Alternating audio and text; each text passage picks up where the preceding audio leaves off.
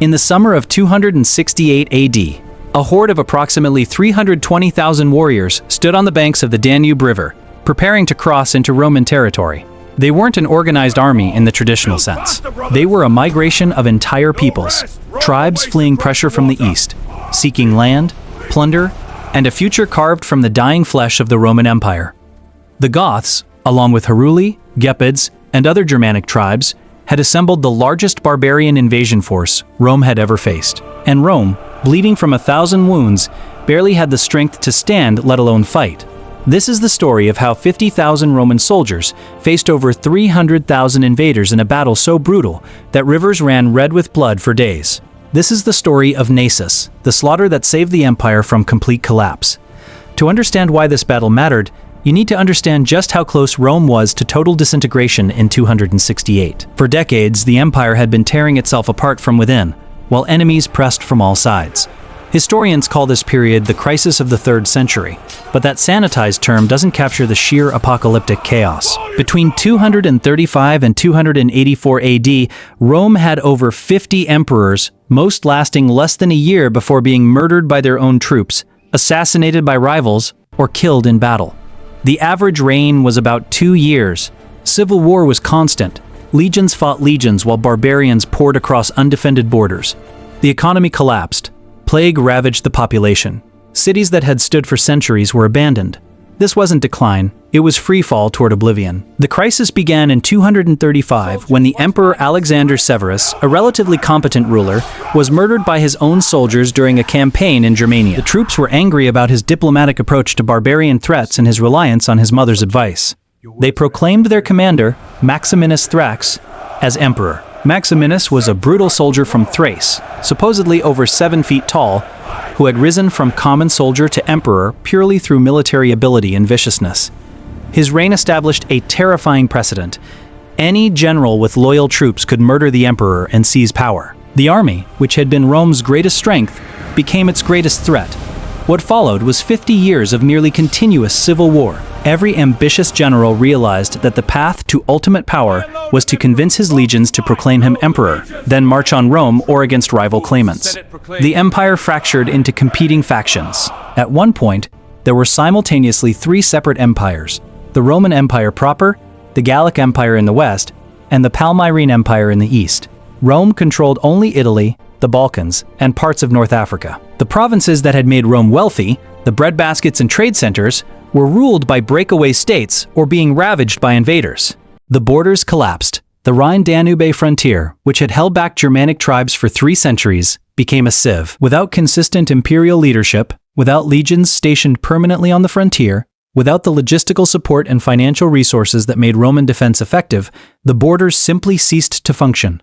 Barbarian warbands crossed at will, raiding deep into imperial territory. They weren't conquering in the traditional sense, they were plundering. They'd cross the frontier, devastate a region, enslave the population, and retreat with their loot before Roman forces could respond. And Roman forces usually didn't respond, because they were busy fighting other Roman forces in civil wars.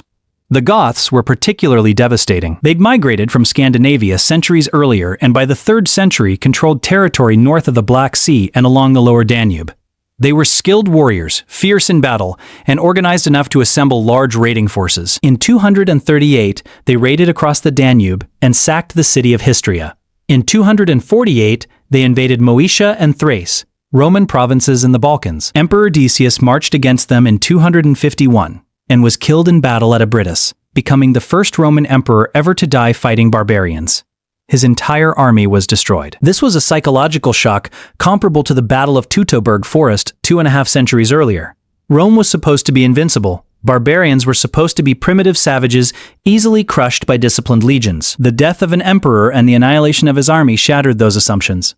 The Gothic raids accelerated. In 253, they raided into Asia Minor. In 256, they sacked Trebizond, a major Black Sea port. They learned to build ships or capture Roman vessels, and became naval raiders as well as land invaders. Gothic fleets sailed across the Black Sea and raided the rich cities of Asia Minor and Greece. In 267, a massive Gothic fleet raided Athens, burning the city and destroying monuments that had stood for 700 years. The Parthenon was damaged, the library was burned, The philosophical schools that had educated generations of scholars were destroyed. Gothic raiders carried away thousands of slaves and uncountable treasure, and Rome couldn't stop them because Rome was too busy fighting itself. The economic impact was catastrophic.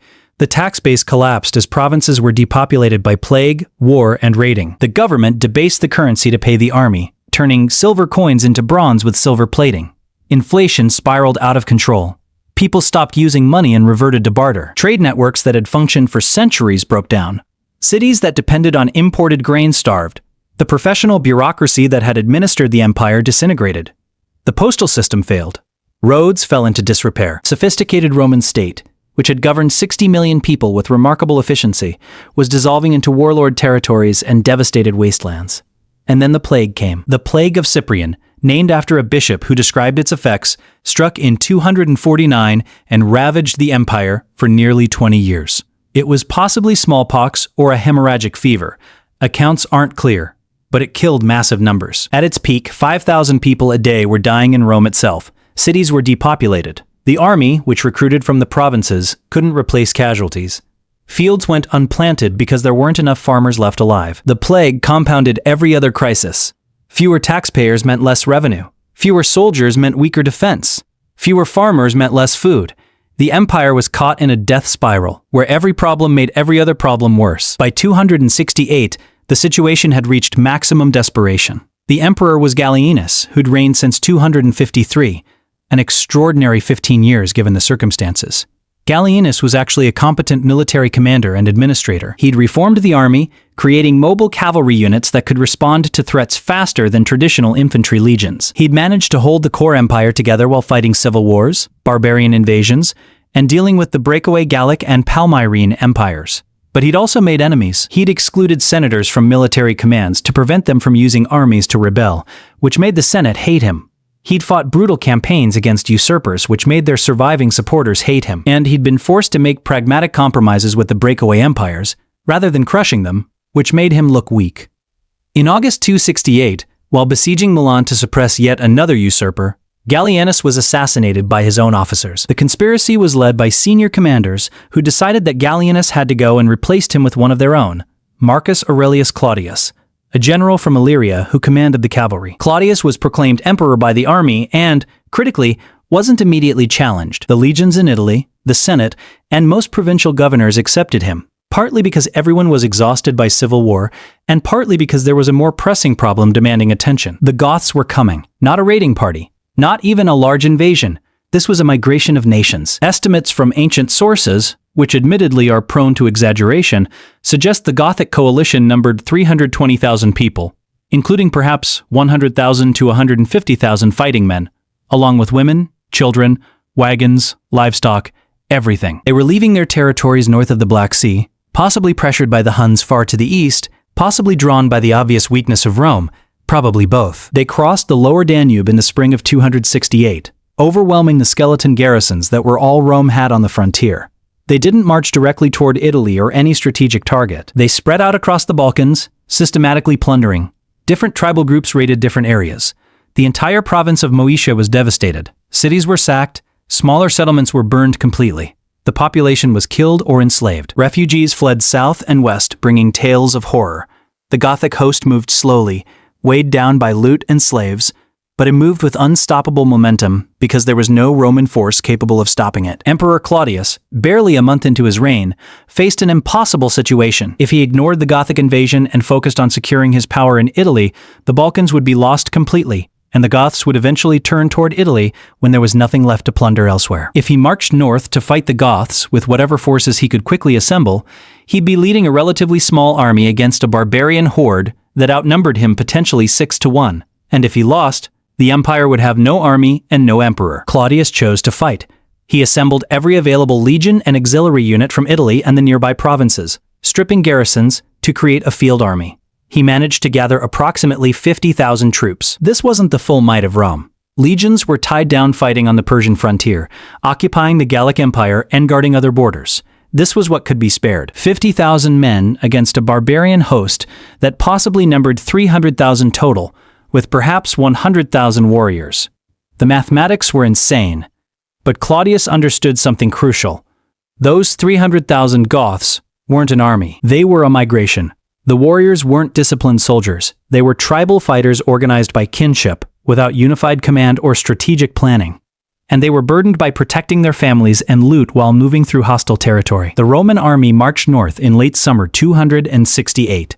They moved through the Balkans toward Naissus, modern-day Niš in Serbia, where intelligence reports indicated the Gothic host was concentrated. The Goths had captured the city or were besieging it, sources differ, and were using it as a base to launch raids across the region.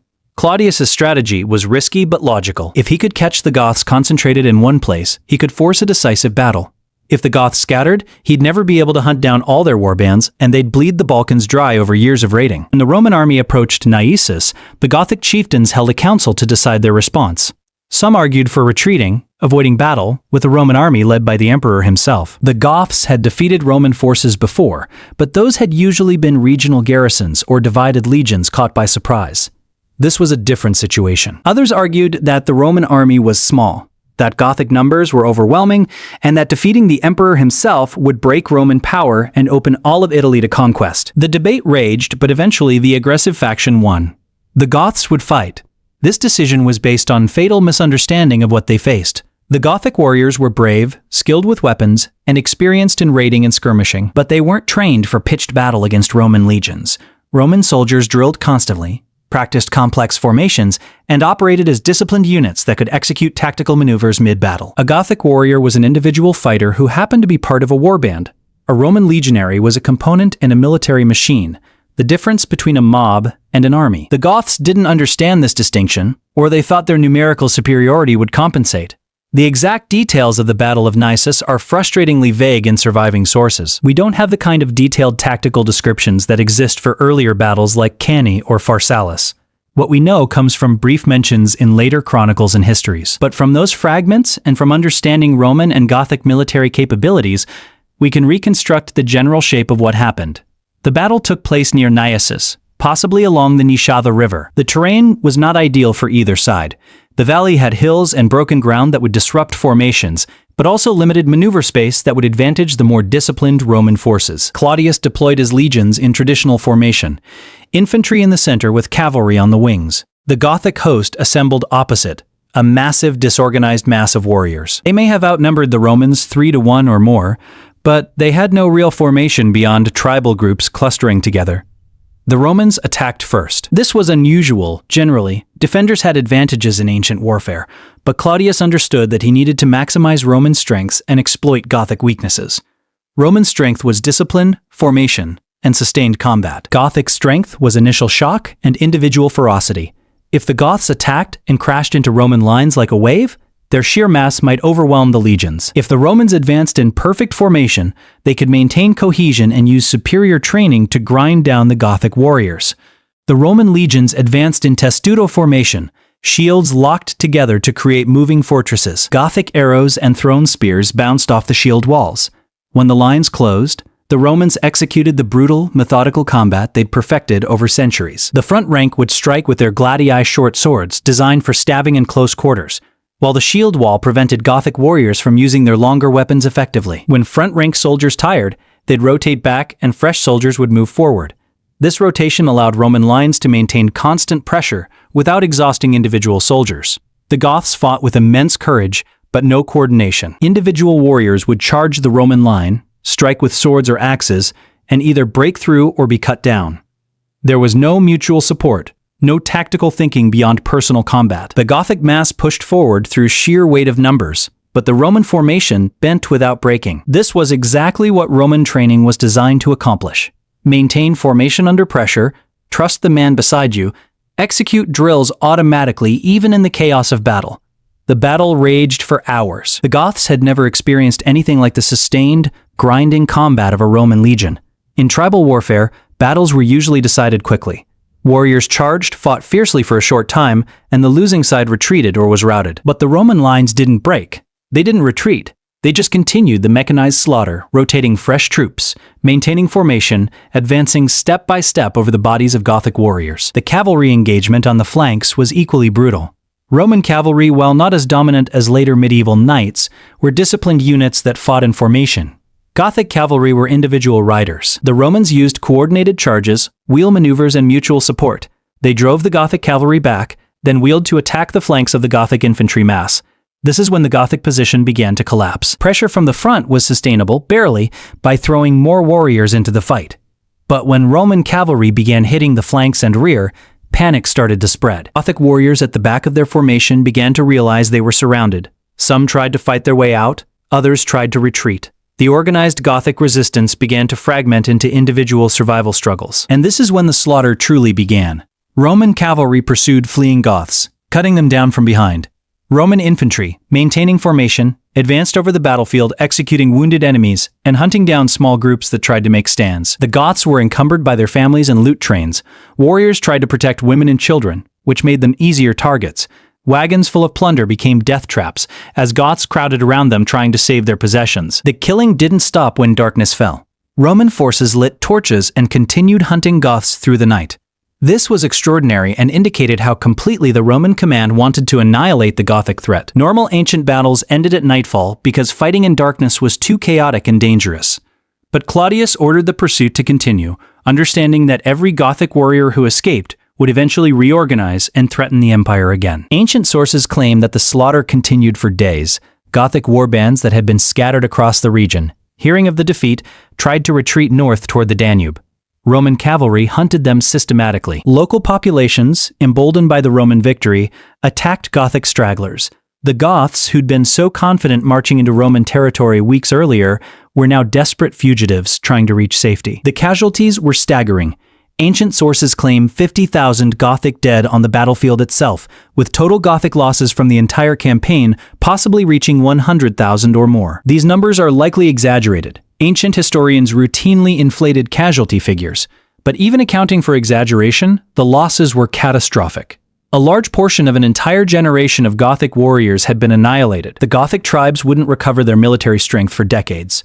Roman casualties were comparatively light, possibly 5 to 10,000, remarkable given that they'd fought an enemy that heavily outnumbered them. This disparity wasn't unusual for battles where one side routed. Once formations broke and warriors fled, casualties became extremely one-sided. But it also reflected the superiority of Roman training and equipment. A disciplined soldier in good armor, fighting in formation with supporting comrades, had enormous advantages over individual warriors without coordination. But the Battle of Naissus itself wasn't the end of the campaign. It was the decisive blow, but mopping up operations continued for months. Emperor Claudius didn't return to Rome immediately to celebrate. He stayed in the Balkans through the winter of 268-269. Hunting down Gothic remnants. He established garrisons in key positions, he resettled refugees, and tried to restore order to devastated provinces. This unglamorous work was as important as the battle itself. By the time Claudius returned to Rome in 2069, he'd accomplished something no emperor had managed in decades: a clear, unambiguous victory over a major external threat. Rome hadn't just survived, it had decisively defeated an invasion that could have destroyed the empire. Claudius was hailed as Gothicus, conqueror of the Goths, a title he'd actually earned through military achievement rather than propaganda. The strategic impact rippled across the empire. The Gothic threat was neutralized for a generation. Other barbarian tribes, watching what happened when they invaded in massive numbers, became more cautious. Balkans, while devastated, were still Roman territory and could be rebuilt. And critically, the victory restored Roman military prestige. For decades, barbarians had been raiding with impunity, and Roman armies had seemed helpless. Naissus proved that Rome could still win decisive victories when properly led. The psychological impact was equally important. The empire had been paralyzed by a sense of inevitable decline, a feeling that the great days were past, and all that remained was slow disintegration. Naissus shattered that fatalism. Rome could still fight. Rome could still win. The legions were still the best military force in the known world when properly commanded and supplied. This restored confidence was essential for the recovery that would follow. But Claudius didn't live to see the full fruits of his victory. In 270, barely 2 years after Naissus, he died of plague. The same disease that had ravaged the empire for 2 decades killed the emperor who'd saved it from barbarian conquest. He was succeeded by his subordinate Aurelian, who would continue the work of restoration, defeating the Palmyrene Empire, reconquering the Gallic Empire, and reunifying Rome under a single emperor. Aurelian's achievements were built on the foundation Claudius had laid at Naissus. The long-term consequences of the battle shaped the next century of Roman history. The Gothic tribes, decimated and demoralized, settled into an uneasy peace with Rome. Some Gothic warriors were recruited into Roman auxiliary units, bringing their martial skills into Roman service. This was standard Roman practice. Defeat your enemies thoroughly, then offer the survivors a place in the empire. For the next 50 years, the Gothic threat was minimal. But the Goths didn't disappear. They rebuilt their strength north of the Danube. New generations grew up hearing stories of the disaster at Naissus, learning lessons from the defeat. When they returned as a major threat in the 4th and 5th centuries, they were different. They'd learned to fight in formation. They'd adopted some Roman tactics and equipment. They'd become more organized and strategic. The Goths who sacked Rome in 410 under Alaric were descendants of the tribes destroyed at Naissus, and they'd learned from their ancestors' mistakes. The battle also demonstrated the continuing importance of individual leadership in the Roman military system. Gallienus had been a competent emperor, but his assassination and replacement by Claudius happened at the exact moment Rome needed an aggressive military commander. If Gallienus had survived, would he have marched north to fight the Goths? Would he have won if he had? We can't know, but the timing suggests that leadership changes, even violent ones, sometimes aligned with strategic necessity. Naissus also proved that the Roman military system still functioned when properly resourced and led. The legions that fought at Naissus were smaller than their predecessors from Rome's peak, equipped with inferior gear due to economic constraints, paid irregularly, and had lower morale after decades of civil war. But they were still effective. The training regimen, the tactical doctrines, the organizational structure, all of it still worked. The crisis of the 3rd century wasn't a crisis of military capability. It was a crisis of political stability and economic resources. When an emperor could assemble an army and focus it on an external threat, Rome could still win. The economic recovery of the Balkans after Naissus took decades but did eventually happen. Provinces that had been depopulated by Gothic raids slowly recovered their population through natural growth and immigration from less devastated areas. Cities were rebuilt, though usually on a smaller scale than before. Agricultural production resumed. The tax base recovered partially. The Balkans would never again be as wealthy or populous as they'd been before the crisis, but they remained viable Roman territories. There's also an interesting counterfactual to consider. What if the Goths had won? If Claudius had been defeated and killed at Naissus, if his army had been destroyed, what would have happened? The immediate consequence would have been the complete loss of the Balkans. The Gothic host would have had free rein to plunder and settle. But would they have been able to govern? The Goths had no administrative tradition, no experience managing large territorial states. They might have created a Gothic kingdom in the Balkans that was simply a devastated wasteland, with no functioning economy or society. More likely, a Gothic victory would have accelerated the empire's fragmentation. Italy might have broken away as a separate entity. The eastern provinces might have coalesced around a different emperor. The Gallic and Palmyrene breakaway empires would have been validated in their independence. Instead of the crisis of the 3rd century ending in the 280s, with the empire reunified under Diocletian, it might have ended with permanent dissolution. The Western Roman Empire might have ceased to exist 2 centuries earlier than it actually did. But that didn't happen because 50,000 Roman soldiers, properly trained and effectively led, defeated a barbarian horde more than 3 times their size. The mechanics of that victory are worth examining. The Roman soldiers at Naissus weren't superhuman. They were exhausted men from an empire in crisis. Many of them recent recruits, some of them barbarian auxiliaries themselves. They weren't fighting with state-of-the-art equipment. The economic collapse meant weapons and armor were cruder than they'd been a century earlier. They weren't even particularly well paid. The currency debasement meant their wages were worth less every year. What they had was training and discipline. From the moment a man joined the legions, he drilled. Marching in formation, digging fortifications, weapons practice, shield wall drills, rotation tactics, all of it practiced until it became automatic. A Roman soldier didn't have to think about what to do in battle. His body executed the movements from muscle memory, while his mind focused on survival. This is what professional militaries do. They train responses until they're instinctive. The Gothic warriors were brave and skilled, but they were amateurs in the sense that fighting wasn't their sole profession. They were farmers, herders, craftsmen who took up weapons when needed. They practiced fighting, certainly, but not with the intensity and systematization of Roman training. A Gothic warrior learned to fight by watching his father and practicing in his spare time. A Roman legionary learned to fight from professional instructors in an intensive, months-long training program, then practiced daily for his entire military career. This professionalization was Rome's great military innovation. Earlier civilizations had citizen militias, or warrior aristocracies. Rome created career soldiers who did nothing but train for and engage in warfare. The economic cost was enormous. Maintaining a standing army of several 100,000 professionals required a sophisticated tax system and stable government. but the capability it created was unmatched by any opponent until other civilizations adopted similar systems. Naissus validated this investment. The training worked, the discipline held under pressure, the tactics defeated a numerically superior enemy. Everything Rome had spent centuries developing and refining in its military system proved its worth in a single battle. This wasn't luck or heroic individual leadership, though Claudius's command was competent. This was institutional military superiority translating directly into battlefield victory. The battle also illustrated the limits of numerical superiority. The Goths had massive numbers, but those numbers became a liability when their organization collapsed. In the confined space where the battle took place, the Goths couldn't bring all their warriors to bear at once. The front line of combat was limited by terrain and formations. Having 100,000 warriors mattered much less when only a few thousand could actually fight at any given moment, and those few thousand were facing disciplined Roman soldiers who were better at sustained combat. Moreover, the Gothic numbers meant they had more to protect and more to lose. The warriors were fighting while simultaneously trying to shield their families. The wagons full of loot became anchors preventing rapid retreat. In contrast, the Romans had left their baggage train behind and came with the sole purpose of fighting. When the battle turned, the Romans could pursue aggressively because they had nothing to protect. The Goths had to cover their retreat and protect non-combatants, which made them vulnerable to sustained pursuit. This is a lesson that appears repeatedly in military history.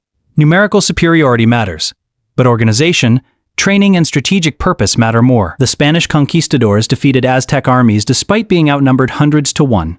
European colonial armies defeated African kingdoms despite being vastly outnumbered. Modern insurgencies have fought superpowers to stand stills despite lacking comparable manpower. In each case, the qualitative factors, training, equipment, tactics, discipline, compensated for quantitative disadvantages. Naissus is a particularly clear example because the disparity was so extreme and the outcome so decisive. By all logic, 50,000 men shouldn't defeat 100,000 or more. The fact that they did, and did so decisively, is a testament to the importance of professional military systems over mass mobilization of untrained warriors. It's a lesson that remained relevant for centuries afterward, and arguably remains relevant today. The battle's significance in the broader crisis of the 3rd century can't be overstated. The crisis had multiple causes: political instability, economic collapse, plague, and barbarian invasions. Naissus addressed the last factor decisively. It bought Rome time to deal with the other problems. The political instability would eventually be resolved by Diocletian's reforms, establishing a more stable succession system. The economic collapse would be addressed through currency reform and administrative reorganization. The plague would run its course. But all of those solutions required time and space to implement. Naissus provided that time by removing the immediate threat of barbarian conquest. In that sense, Claudius Gothicus and the soldiers who fought at Naissus saved the Roman Empire not through some final victory that solved all problems, but by winning a crucial battle at a crucial moment that allowed the empire to survive long enough to eventually recover. They didn't end the crisis, they prevented the crisis from ending Rome. That's a different kind of salvation, less dramatic perhaps, but historically just as important. The Roman Empire would survive another 2 centuries in the West and over a millennium in the East. That survival was enabled by moments like Naissus. Battles where soldiers held the line against impossible odds and gave their civilization another chance. We remember the fall of Rome in 476, the end of an era.